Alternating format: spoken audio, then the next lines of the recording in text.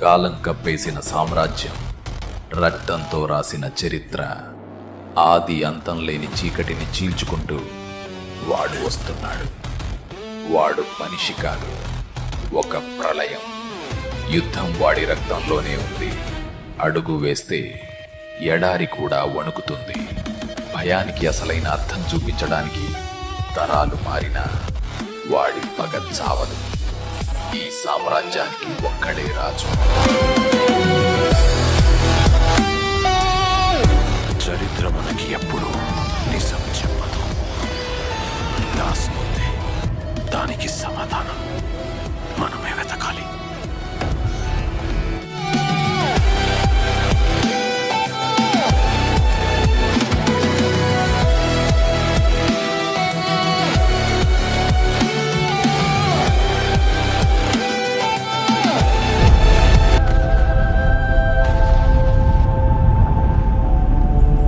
ఒక్క వాన పడితే కాకుల్లా చెట్ల కింద దాక్కునే జీవితాలు మాది.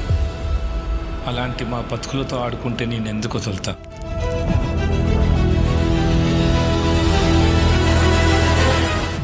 Life is a war.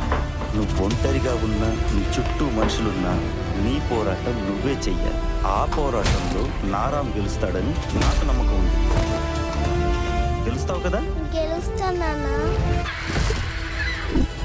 నాకు ఎట్టి పరిస్థితుల్లో ఆ బ్రహ్మ పదార్థం కావాలి.